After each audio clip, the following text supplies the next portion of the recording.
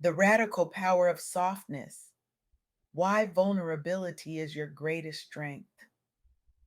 Have you ever wondered what would happen if you just stopped?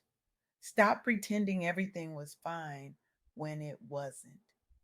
Stop pushing through pain because that's what strong people do. Stop wearing that titanium cape that's been weighing you down for years. I recently had the profound privilege of interviewing Ida Woolridge, whose journey through loss, grief, and eventual renewal has transformed countless lives. Ida, as she's affectionately known, has become a beacon for those navigating the treacherous waters between societal expectations and authentic living. Her story challenges everything we've been taught about what strength really means, especially for Black women professionals. Ida isn't just a voice in the conversation about vulnerability and resilience. She's a revolutionary force reshaping how we understand human strength. Through her work, she has created spaces where thousands have found permission to be fully human, to acknowledge their pain, and to discover that their greatest power lies not in pretending to be invincible, but in embracing their complete, messy, glorious humanity. The world doesn't just want us to be strong.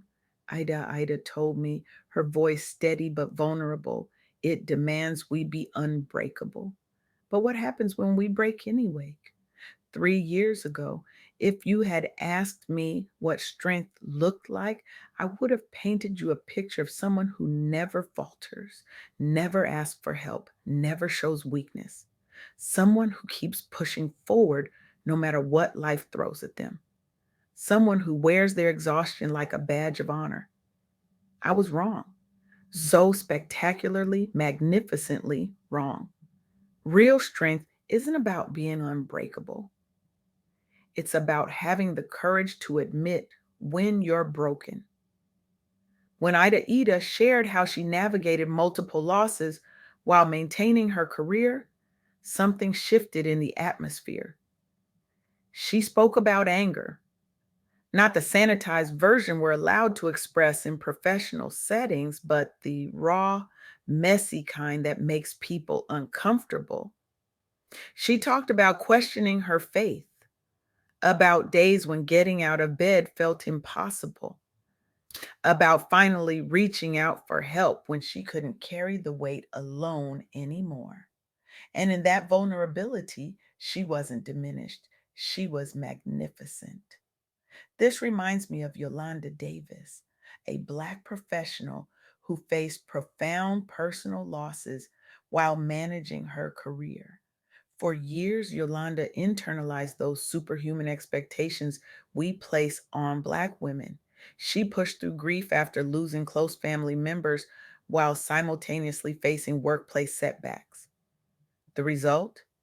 Complete exhaustion that threatened not just her career, but her very existence. The turning point came when Yolanda redefined what strength meant to her. She began openly sharing her struggles, not as neatly packaged lessons, but as raw, unfiltered experiences. She sought therapy despite the stigma. She leaned on faith communities when doubt threatened to consume her. I thought strength meant never letting them see you sweat, Yolanda shared during a workshop I attended. But true strength is letting people see you cry and not apologizing for your tears. Instead of hiding her pain, she transformed it into purpose, becoming an advocate for mental health among Black professionals. She created workshops focused on healing through storytelling, spaces where participants don't just share their triumphs, but their struggles, their doubts, their messiness. Today, hundreds have found encouragement in these safe spaces Yolanda created, space where they can process their own pain without shame. She shifted conversations in her industry around what resilience truly means, encouraging authenticity over stoicism. The most powerful words in my vocabulary now, Yolanda often says, are I need help, Those three words saved my life. But vulnerability isn't just about sharing our struggles, it's also about admitting when we need rest. We live in a culture that glorifies the grind. We celebrate people who work themselves to exhaustion, who sacrifice sleep, relationships, and health at the altar of productivity. We've been conditioned to believe that our worth is tied to our output, that rest is a reward, not a necessity.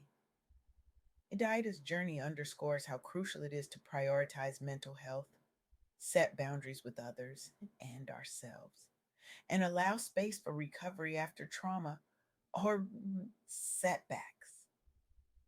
These practices aren't luxuries, they're essential for sustainable success in life and business. This brings to mind Landis Harwell, who led a movement helping Black women professionals escape burnout culture by centering rest as resistance. Landis faced chronic exhaustion from upholding unrealistic standards at work while managing family crises at home. After nearly collapsing from stress induced illness, she realized that redefining success was essential not only personally, but collectively.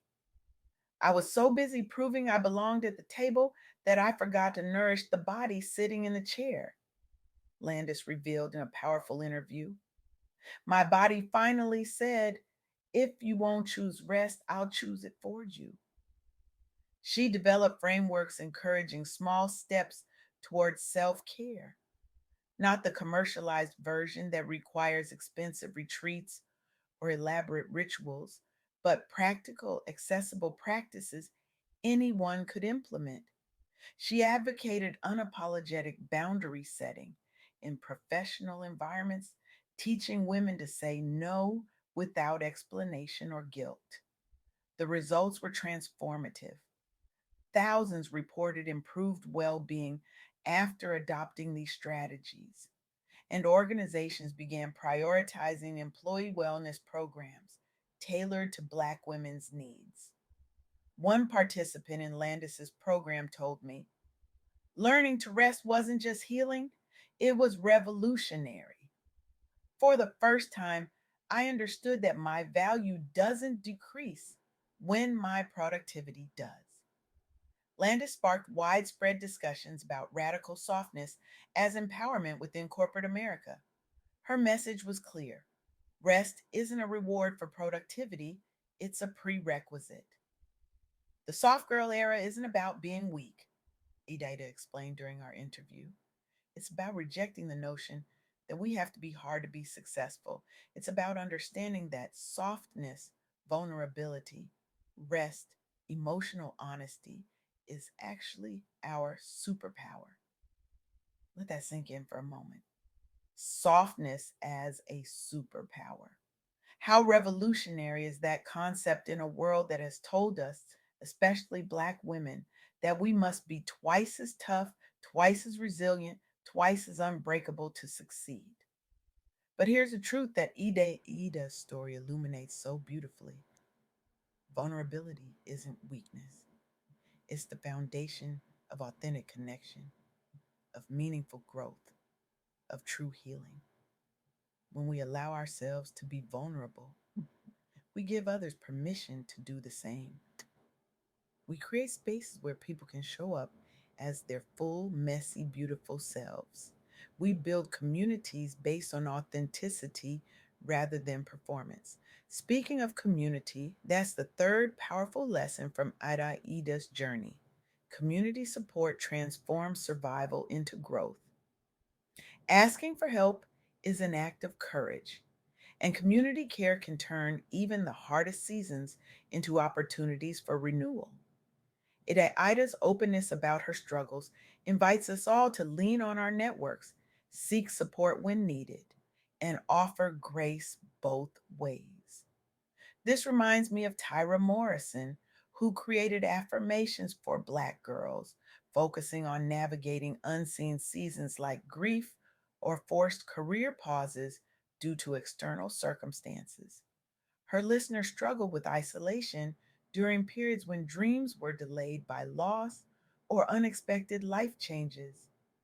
Much like Ida's experience with injury and setbacks, Tyra promoted affirmations centered around trusting one's process, even when progress isn't visible, and validating oneself internally rather than relying solely on external achievements or approval.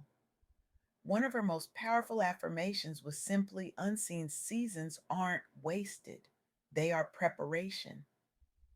We've been taught that if we're not visibly achieving, we're failing. Tyra shared in a podcast interview, but some of our most profound growth happens in the dark, like seeds underground preparing to bloom. Through her work, Tyra built an online community where thousands felt seen during difficult chapters.